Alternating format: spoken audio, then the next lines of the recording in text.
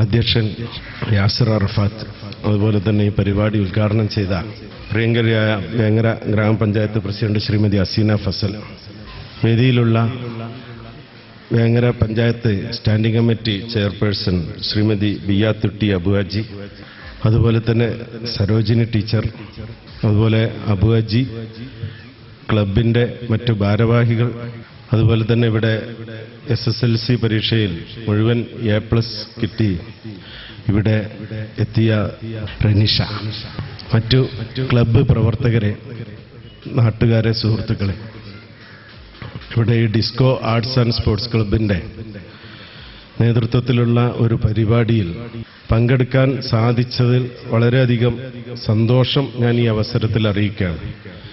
കാരണം ഇപ്പോൾ ഇവിടെ നേരത്തെ സൂചിപ്പിച്ചതുപോലെ സൗജന്യ കുടിവെള്ള വിതരണം ഉൾപ്പെടെ ഈ പ്രദേശത്തിൻ്റെ ആവശ്യങ്ങൾ കണ്ടറിഞ്ഞ് സഹായിക്കുന്നിടത്ത്, അതായത് നമുക്കറിയാം, നമുക്കൊരുപാട് ഏജൻസികൾ സംസ്ഥാന ഗവൺമെൻറ്റും അതുപോലെ തന്നെ കേന്ദ്ര ഗവൺമെൻറ്റും അതുപോലെ പഞ്ചായത്തും മറ്റു ബ്ലോക്ക് പഞ്ചായത്തും ജില്ലാ പഞ്ചായത്തും ഒക്കെ നമ്മുടെ പ്രദേശത്തുണ്ട്. നമ്മൾ എല്ലാ വിഷയങ്ങൾക്കും ആശ്രയിക്കുന്നത് ഇതുപോലെ ഔദ്യോഗികമായ ചട്ടക്കൂടുകളെ മാത്രമാണ് നമ്മൾ പലപ്പോഴും ആശ്രയിക്കുന്നത്.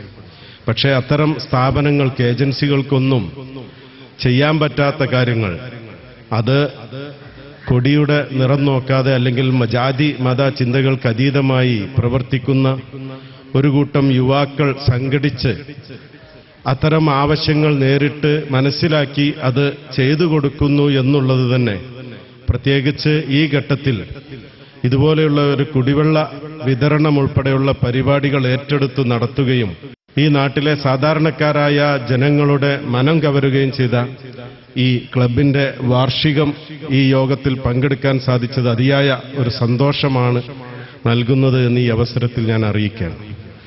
നമുക്കറിയാം, നമ്മളൊക്കെ തന്നെ പല രാഷ്ട്രീയ ചിന്താഗതിക്കാരും അതുപോലെ തന്നെ ജാതി മത സംഘടനകളിലും അല്ലെങ്കിൽ അത്തരം ആശയങ്ങളിലുമൊക്കെ വിശ്വസിക്കുന്നവരും പ്രവർത്തിക്കുന്നവരുമൊക്കെയാണ്.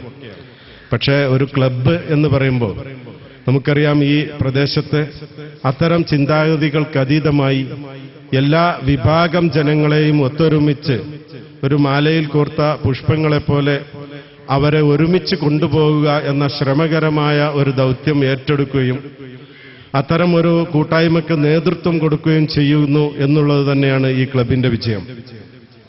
10-20 വർഷത്തോളം ഈ പ്രദേശത്തിൻ്റെ ഇത്തരം കലാ സാംസ്കാരിക കായിക രംഗങ്ങളിൽ ഒരുപാട് നല്ല പ്രവർത്തനങ്ങൾ നടത്തിയ ഈ ക്ലബിൻ്റെ പ്രവർത്തനങ്ങളെ ഈ അവസരത്തിൽ അഭിനന്ദിക്കാൻ ആഗ്രഹിക്കുന്നു. ഇവിടെ നേരത്തെ സൂചിപ്പിച്ചതുപോലെ നമ്മൾ ഒരുപാട് പ്രവർത്തനങ്ങൾ നടത്തുമ്പോൾ അത് നമ്മൾ ചെയ്യുന്ന പ്രവർത്തനങ്ങൾ റെക്കോർഡ് ചെയ്യപ്പെടുന്നുണ്ടോ എന്നുകൂടി നമ്മൾ പരിശോധിക്കണം. നമ്മുടെ ഈ പ്രവർത്തനങ്ങൾ അത് ശാസ്ത്രീയമായ രീതിയിൽ അപഗ്രഥിക്കാനും പിന്നീട് അത് മോണിറ്ററൈസ് ചെയ്യാനും ഒക്കെയുള്ള സംവിധാനങ്ങളൊന്ന് നമ്മുടെ രാജ്യത്തുണ്ട്. ഇപ്പോൾ ഇവിടെ പ്രസിഡന്റ് സൂചിപ്പിച്ചു, പഞ്ചായത്തിലെ ക്ലബ്ബുകൾക്ക് ധനസഹായം അല്ലെങ്കിൽ സ്പോർട്സ് കിറ്റ് കൊടുക്കാൻ വേണ്ടി തീരുമാനിച്ചപ്പോൾ പഞ്ചായത്ത് അല്ലെങ്കിൽ ഗവൺമെന്റ് തീരുമാനിക്കുന്ന തീരുമാനങ്ങൾ നടപ്പിലാക്കുമ്പോൾ അത് നിയമപ്രകാരം പ്രവർത്തിക്കുന്ന സംഘങ്ങൾക്ക് മാത്രമേ കൊടുക്കാൻ അധികാരമുള്ളൂ. അപ്പോൾ വർഷാവർഷം സൊസൈറ്റീസ് ആക്ട് പ്രകാരമുള്ള രജിസ്ട്രേഷൻ പുതുക്കുന്ന ക്ലബ്ബുകൾക്ക് അത് കൊടുക്കാൻ പറ്റൂ എന്ന് ഉപദേശം കിട്ടിയതിന്റെ അടിസ്ഥാനത്തിൽ അത്തരം ക്ലബ്ബുകളുടെ അപേക്ഷ ക്ഷണിച്ചപ്പോൾ 5-6 ക്ലബ്ബുകളാണ് നമ്മുടെ വേങ്ങര പഞ്ചായത്തിൽ നിന്ന് വന്നത്. എനിക്കറിയാം, 60-70 ക്ലബ്ബുകൾ പ്രവർത്തിക്കുന്ന ഈ പഞ്ചായത്തിൽ നിന്ന് ഇത്തരം കൃത്യമായി ഡോക്യുമെന്റേഷൻ ചെയ്ത് പ്രവർത്തിക്കുന്നത് 5-6 ക്ലബ്ബുകൾ മാത്രമേ ഉള്ളൂ എന്ന് പറയുമ്പോൾ അവിടെയാണ് നമ്മുടെ പ്രവർത്തനത്തിലെ പോരായ്മ നമുക്ക് കണ്ടെത്താൻ കഴിയുന്നത്.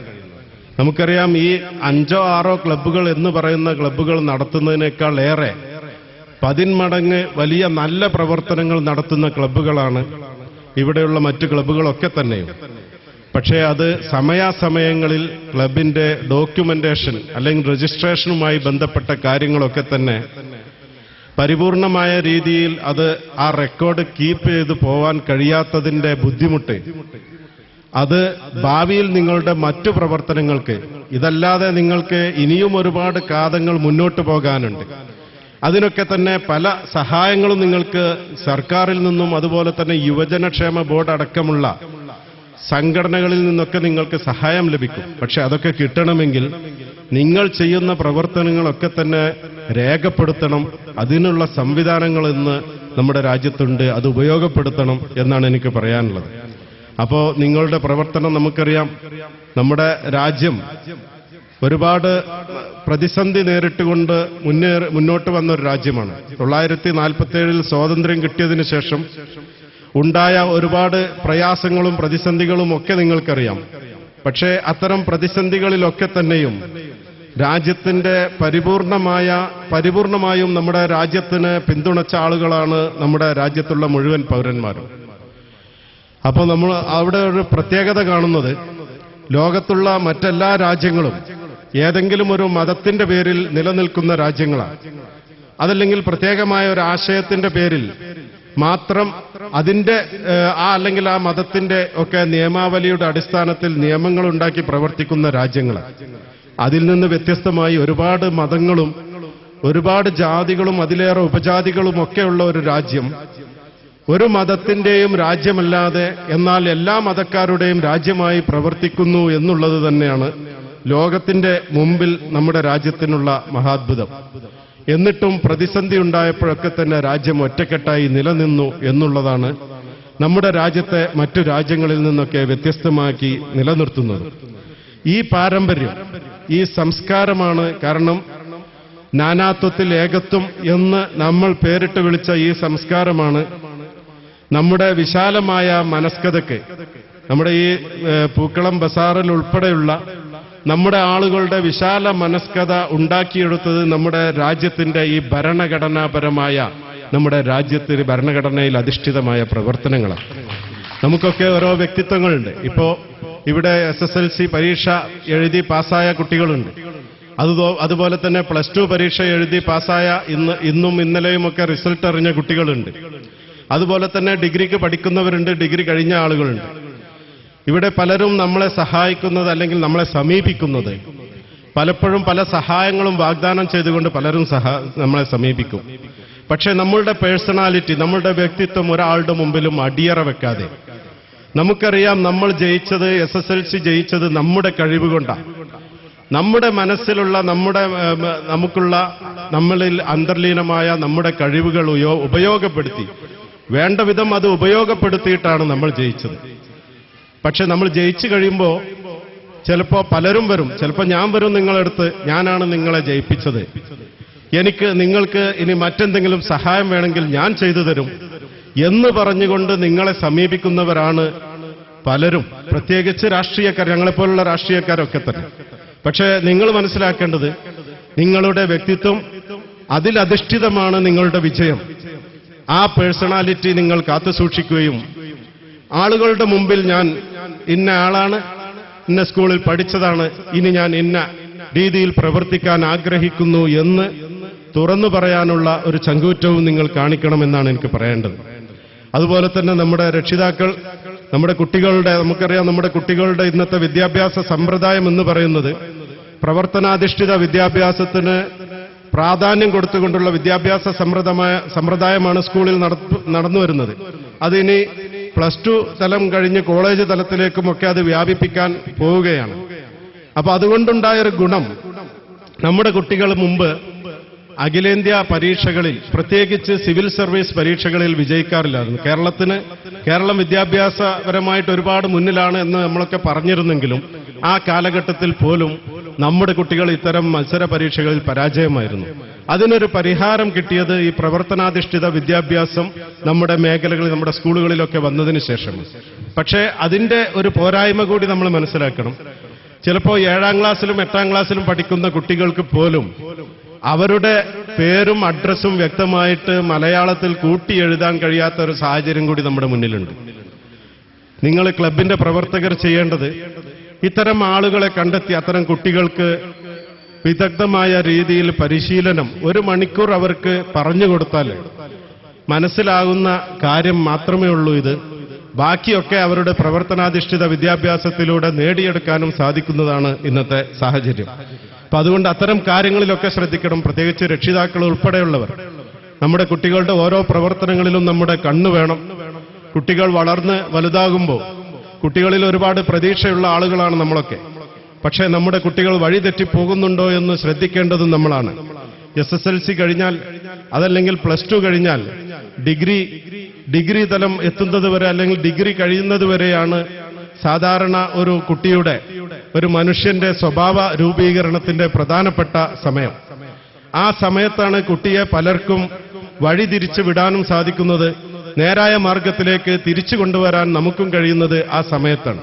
കുട്ടിക്ക് നല്ല ട്രാക്ക് ഒരുക്കി കൊടുക്കാൻ ആ സമയത്ത് നമുക്ക് സാധിച്ചില്ലെങ്കിൽ കുട്ടി വഴിപിഴച്ചു പോകും.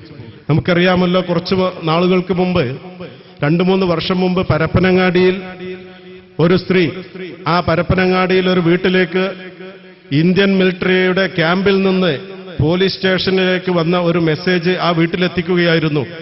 ഇന്ന ആളുടെ മയ്യത്ത്, ഡെഡ് ബോഡി ഏറ്റെടുക്കണം എന്ന് പറഞ്ഞുകൊണ്ട്. അപ്പോഴാണ് ഇത് ആരാണ് എന്താണെന്ന് അന്വേഷിച്ചപ്പോൾ ഇന്ന വീട്ടിലുള്ള കുട്ടിയായിരുന്നു. ആ വീട്ടിൽ ചെന്നപ്പോൾ പ്രായമേറിയ ഉമ്മ, ആ ഉമ്മക്ക് അറിയില്ലായിരുന്നു ഈ കുട്ടി ഇത്രയും കാലം എവിടേക്കാണ് പോയിരുന്നതെന്ന്. 17 വയസ്സ് മുതൽ ഈ കുട്ടി പല സംഘടനകളിലും സംഘങ്ങളിലും അല്ലെങ്കിൽ മറ്റേതെങ്കിലും പ്രവർത്തനങ്ങളിലൊക്കെ അകപ്പെട്ടു എന്നുള്ളതായിരുന്നു സത്യം. പിന്നീട് ഈ കുട്ടി രാജ്യത്തിനെതിരെ പ്രവർത്തിക്കുന്ന സംഘങ്ങളിൽ ചേരുകയും കാശ്മീരിന്റെ അതിർത്തിയിൽ പോയി ശത്രു പട്ടാളത്തിന്റെ കൂടെ നിന്നുകൊണ്ട് സ്വന്തം പെറ്റമ്മയായ രാജ്യത്തിനെതിരെ പോരാടുകയും ഇന്ത്യൻ പട്ടാളത്തിന്റെ വെടിയേറ്റ് മരിക്കുകയും ചെയ്തപ്പോഴാണ് സ്വന്തം വീട്ടുകാർ മനസ്സിലാക്കുന്നത് എന്റെ കുട്ടി ഇങ്ങനെ പോയിരുന്നു എന്നുള്ളത്. അപ്പോ ഈ ഉമ്മ പറഞ്ഞത്, എന്റെ മകൻ ഈ രാജ്യത്തിനെതിരെ, ഇന്ത്യ രാജ്യത്തിനെതിരെ പടപൊരുതിക്കൊണ്ട് ഇന്ത്യ രാജ്യത്തിന്റെ പട്ടാളക്കാരന്റെ വെടിയേറ്റ് മരിച്ചതാണ് എന്റെ മകനെങ്കിൽ ആ മയ്യത്ത് എനിക്ക് കാണേണ്ടതില്ല. രാജ്യദ്രോഹിയുടെ മയ്യത്ത് പോലും ഈ വീട്ടിലേക്ക് കയറ്റാൻ പാടില്ല എന്ന് പറഞ്ഞുകൊണ്ട് ഈ രാജ്യത്തോടുള്ള കൂറ് 1000 പ്രാവശ്യം ആവർത്തിച്ച് പ്രഖ്യാപിച്ച, അത്രത്തോളം രാജ്യത്തോട് കൂറുള്ള ഒരു കുടുംബത്തിൽ നിന്ന് പോലും ഇങ്ങനെ ഒരു ദുരനുഭവം ഉണ്ടായി എന്ന് പറയുമ്പോൾ നമ്മളൊക്കെ മനസ്സിലാക്കേണ്ടത് നമ്മളൊന്നും സുരക്ഷിതരല്ല എന്നുള്ളതാണ്. ഒരുപക്ഷെ നമ്മുടെ വീട്ടിൽ നിന്ന് നമ്മുടെ സഹോദരങ്ങൾ അതല്ലെങ്കിൽ നമ്മുടെ സുഹൃത്തുക്കളൊക്കെ തന്നെയും തെറ്റിദ്ധരിക്കപ്പെട്ടുകൊണ്ട് വഴിപിഴച്ചു പോകാൻ സാധ്യതയുണ്ട്.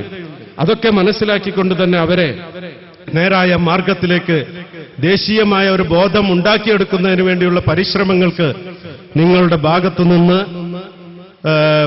ശ്രമങ്ങളുണ്ടാകണം എന്ന് ഞാൻ ഈ അവസരത്തിൽ ഓർമ്മപ്പെടുത്തുകയാണ്. സമയം കുറവാണ് എന്ന് അറിയിച്ചതുകൊണ്ട് കൂടുതലായിട്ട് നീട്ടി സംസാരിക്കുന്നില്ല.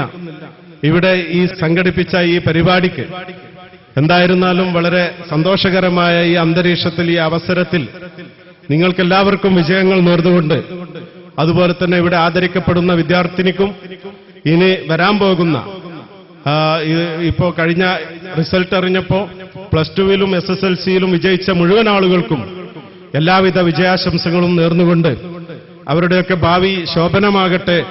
അതുപോലെ തന്നെ നമ്മുടെ പൂക്കളം ബസാറിന്റെ ഭാവി ഈ ക്ലബിന്റെ പ്രവർത്തനത്തിലൂടെ ശോഭനമാകട്ടെ എന്നും ആശംസിച്ചുകൊണ്ട് ഞാൻ നിർത്തുന്നു. ജയ് ഹിന്ദ്.